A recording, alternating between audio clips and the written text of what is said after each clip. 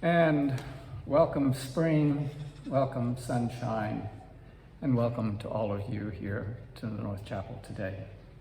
My name is Richard Waddell, and I'm the coordinator for the service, and we're happy to see all of you here today. There are lots of things going on this week at the North Chapel. You can see a full listing in the order of service, and please attend any of those as you can. There's a special one today at 4:30. There's the social justice film discussion. So that's one that you should like to attend. This is a good time to silence or turn off all cell phones or anything else that goes beep or boom.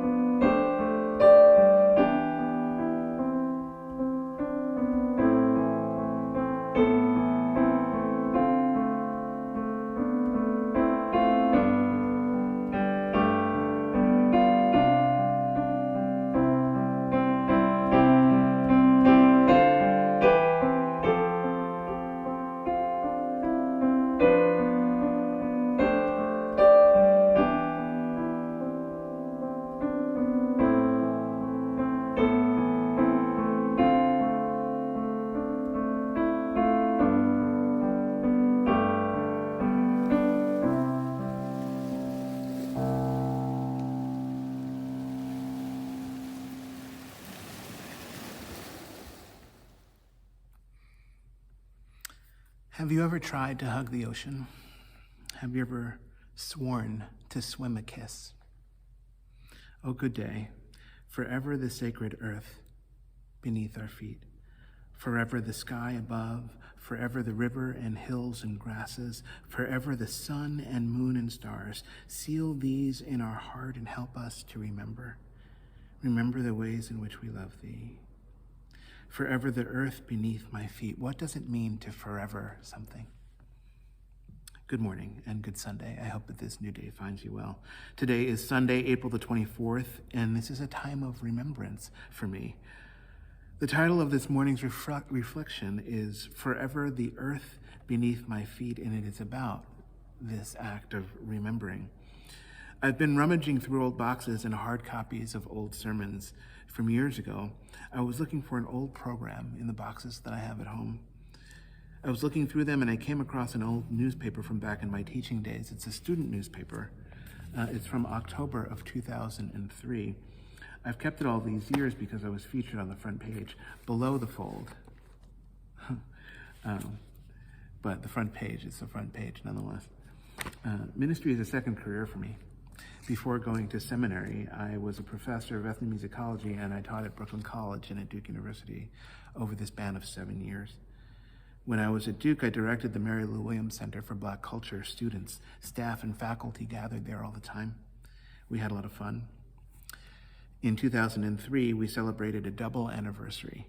40 years earlier, in 2063, Duke had desegregated. Brown v. Board had been decided in 1964, but Duke resisted the change for 9 years. By 1963, they were an outlier and behind the curve, so they changed their policy. 20 years later, they founded the Mary Lou Williams Center for Black Culture, affectionately known as the Mary Lou. Mary Lou Williams was a jazz pianist, and she was why I was drawn to Duke. I interviewed there in 1998. I started working there in 1999, and in my fourth year, in 2003, we celebrated these 2 anniversaries. university-wide, the desegregation in 1963 and the creation of the center in 1983. It was a double anniversary, and we called it 2040. It was catchy, so we made the front page of the student newspaper. We didn't get top billing. Another story beat us out. We were outshone by Dr. Nan Cohane herself. She's the president of Duke University. She was wonderful and dearly loved. And their article reflected that sentiment. I found a lot of things. Rummaging through the old boxes, I found the old program that I was looking for, and it reminded me that I have a happy announcement this morning. 10 years and 3 days ago, on April the 21st of 2012, I was ordained by the congregation at Unity Church Unitarian in St. Paul, Minnesota. It was a beautiful day, unforgettable. It was true and meaningful marker in time. I am grateful to have been a part of it. I was then and am now moved nearly to tears by what happened on that day. I'm moved to laughter too, upon reflection. Oliver and Noah, Kevin and Sherry's two sons, they lit the chalice that afternoon. Brothers of different colors. They were about 10 and 12 years old at the time. Ordination meant something different to them than it did for me. In fact, Kevin just reminded me that what Oliver and Noah remember the most was that it was the longest church service ever. Kevin said that when he reminded them of their role as chalice lighters at the beginning of the service, I believe it was Oliver who said, "Yeah, you're lucky we didn't set anything on fire." Kids. I know it was 10 years ago and that he's in his early 20s now, but I still wish I could squash the little monster. But then Noah would protect his brother, of course, and rush to Oliver's defense, and there's no way that I could take the two of them, not even if they wanted me to, so I guess I'll just have to live with it. This, too, is a good memory. It was a beautiful day, despite the rebellious attitudes of some impatient young men. It was a powerful day, April 21st of 2012. It was 2 months after Trayvon Martin had been killed in Sanford, Florida. Unarmed, 17 years old. He was visiting his father. It was family time. He was just walking home from the local 7-Eleven with coins jingling in his pocket. In seminary, we learned to anchor our ministries in the context of real life. Ordinations were not simply celebrations. They were daring and they were fierce. Dr. Parker gave the sermon at the ordination 10 years ago, and her opening words were these: "There were no mirrors in my Nana's house, and the beauty in everything was in her eyes like the rising of the sun." She then said, "I begin with these words from Issei Barnwell of Sweet Honey in the Rock." She sings of a grandmother whose love enabled a black girl child to know the beauty of the world and the beauty of herself while growing up in material poverty in a world that denied and defiled that child's beauty. In a world where, then as now, black children with Skittles in one hand and iced tea in another are hunted down by those who cannot see them. Dr. Parker said, "This afternoon we joyfully ordain Leon Dunkley to the Unitarian Universalist ministry. As we do, I invite us to remember the realities of suffering and injustice in our world and to contemplate the spiritual importance of beauty and the ministerial power of the artist." Dr. Parker is pretty and kind, but spiritually speaking, she's pretty brutal. And so is faith, and so is hope, and so is love. And by these, I pray, we are all imprisoned. Rituals like ordinations, installations, and child dedications bring meaning to the cages in which we live. Rituals like red flannel hash here at North Chapel, or the church auction, or cleanup day, these bring meaning to life, bring meaning to laughter. They are like the earth beneath our feet. They are like the wings of spiritual freedom. But what is that precisely, this thing we call spiritual freedom? It's a good question. What does spiritual freedom mean to a theologian like Rebecca Parker? And what did it mean to an evolutionary scientist like Charles Darwin?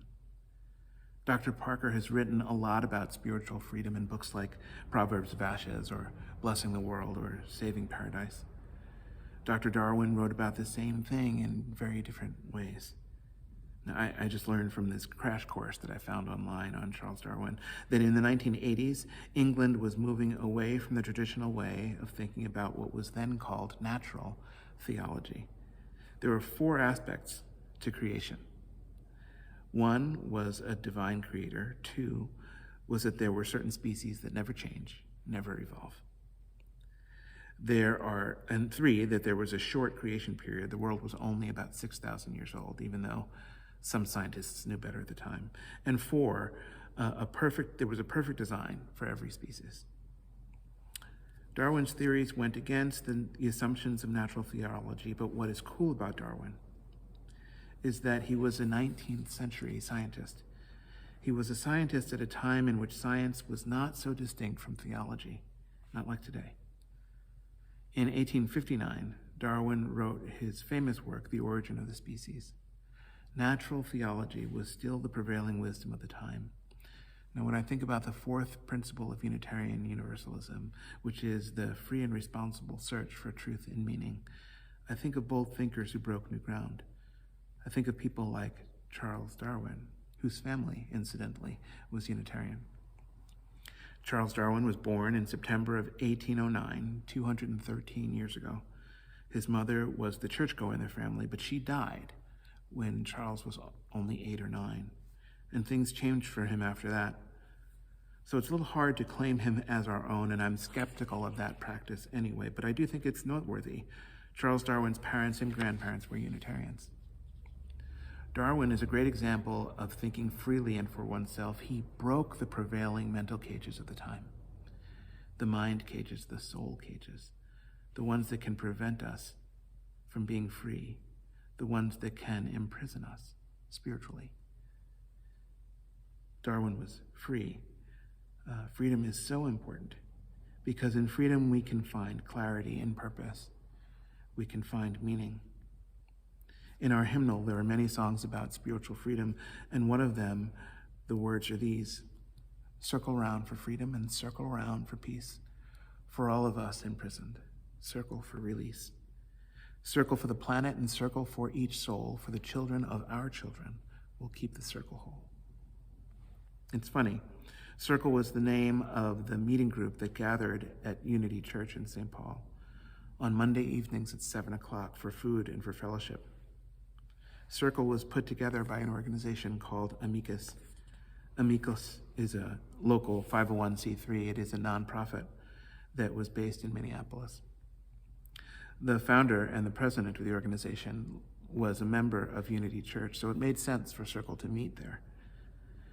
Now, the mission of Amicus was to get us out of prison, those of us who are chained up on the inside and those of us who are chained up on the outside. We all sing Circle Round for Freedom. I worked with Amicus for all of the years that I spent in Minnesota. Monday was my day off, but I went in anyway. It was always beautiful, always brave. It was always black and brown to look at the faces. Almost always, anyway. Amicus helped formerly incarcerated folks to reintegrate into society. Youth and young adults with minor infractions with the law were encouraged to escape recidivism. We did not want them going back. They were good kids, no different than you and me. And we sat around and ate food together and we talked. These were days of Minnesota nice, the days of the unbearable politeness of life in the Twin Cities. That was the prevailing ideology. These were the days before the killings of Dante Wright and Philandro Castile, before Amir Locke and George Floyd. Back then, it was much harder to convince the general public that racial strife was really that extreme. Most of the good people of Unity believed that we had evolved beyond that point. I moved to Minnesota, into St. Paul in 2008. By 2012, my eyes had been opened to the reality of racial life in Minnesota. Not that Minnesota is unique, it's not. That's just where I was. Our eyes open wherever we are, wherever our feet touch the earth and remember. When I was younger, I floated above the earth for as long as I could, but then I found my grounding. Duke helped me to do that. Star King helped me to do that. Circle helped me, and my teachers helped. Rebecca Parker.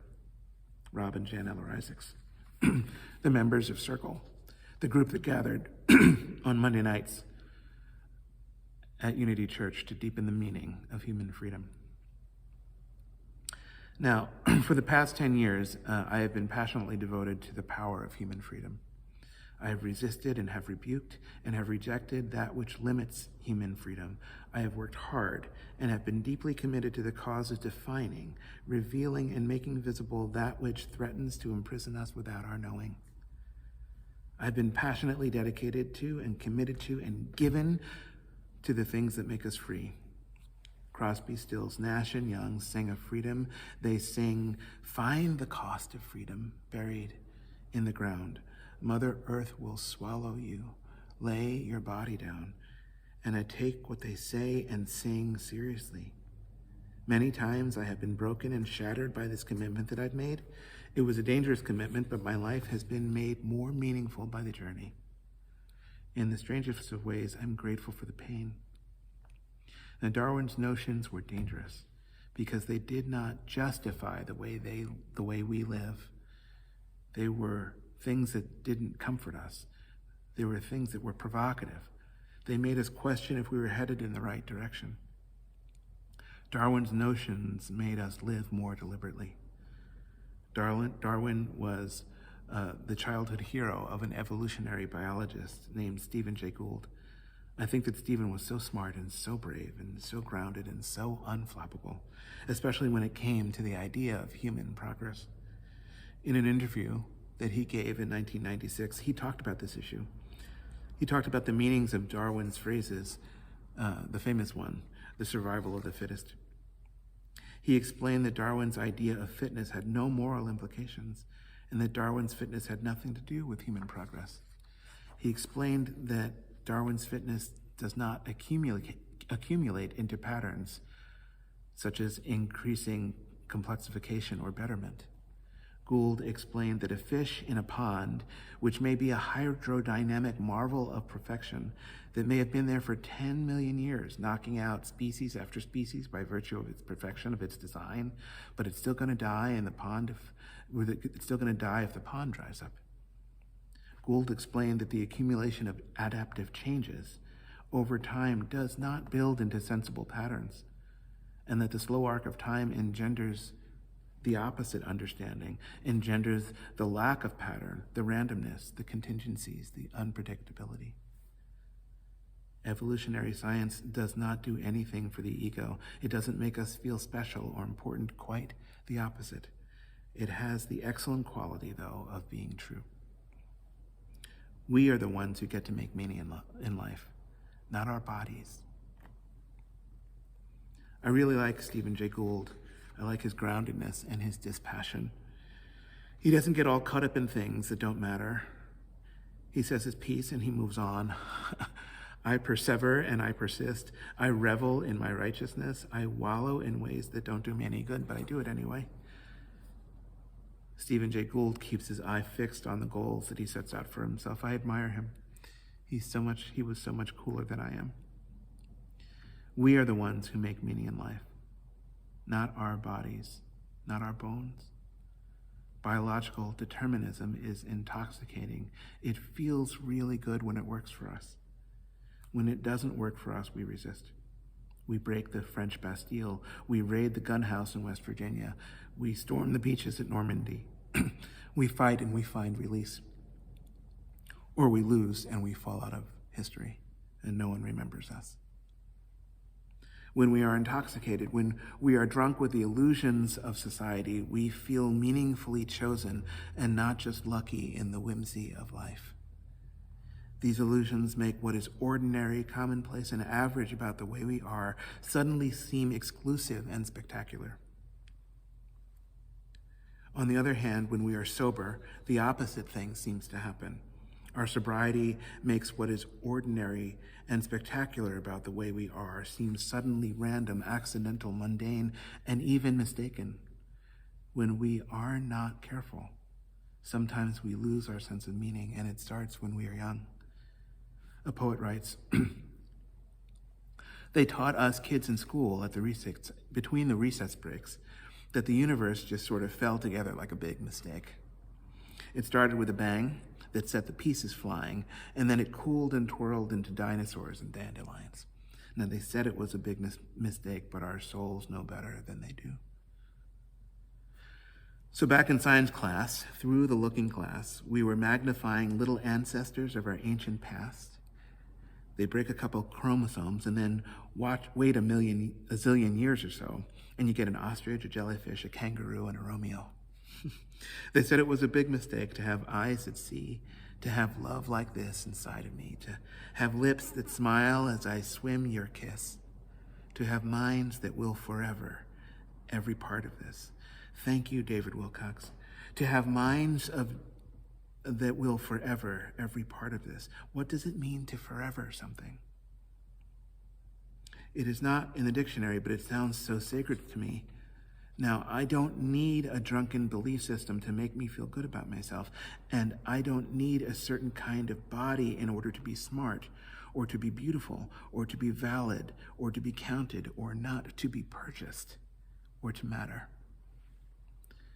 Just because science doesn't flatter the ego, just because it does not privilege any one of us, that doesn't mean that the sacred goes away. It means that we come to terms with the fact that the sacred does not belong to us, and that it never did. That which is holy is not our inheritance. It has never been our right by king and country. The sacred is not given, and it cannot be taken away. It can't be stolen or embezzled or exclusively possessed. The sacred simply does not belong to us. It's actually the other way around. We belong to the sacred, and how could it be otherwise? We make sacred meaning with blood and bones and breath embodied. We do not create that meaning by way of our bodies. Each time our bodies try, they fail, and we create war and vile repressions. The assumptions of the meaning of our bodies create prison cages into which the body falls when the soul forgets it has the key. So we circle round for freedom, and we circle round for peace, for all of us imprisoned. 10 years, and 3 days ago, Noah and Oliver were bored out of their minds at an ordination that seemed to go on forever. And in the middle of it, Catherine Allen walked down the center aisle of the sanctuary. She was holding a basket of rose petals that fell behind her as she walked. And when she got to the front of the sanctuary, she spread the rose petals all around her. As we were singing Circle Round for Freedom, Catherine was forevering something sacred. By way of ritual, she helped us to remember. We remember with our bodies the sacred ground beneath our feet. And then those who went to the circle, that group that gathered at the church on Monday nights, that gathered again and again, they gathered again within the circle of flower petals in that moment for a silent prayer. We forevered something special on that day. With soul eyes that see more than light, with hearts that know more than love, with lips that smile as we swim life's kiss, with minds that will forever every part of this. The moonlight shrouded in the clouds above, the autumn leaves and the falling love, the still reflection in the moonlight lake. Even if it was a big mistake, this life is ours to live and ours to love and ours to honor. May this be our heart's prayer. May we remember who we are. May we remember whose we are. On this Earth Day weekend, may we remember, and may we forever every part of this. May we forever this sacred ground beneath our feet, rose-petaled and mud-entrenched, still and in all ways beautiful. May it be so. Blessed be, and amen.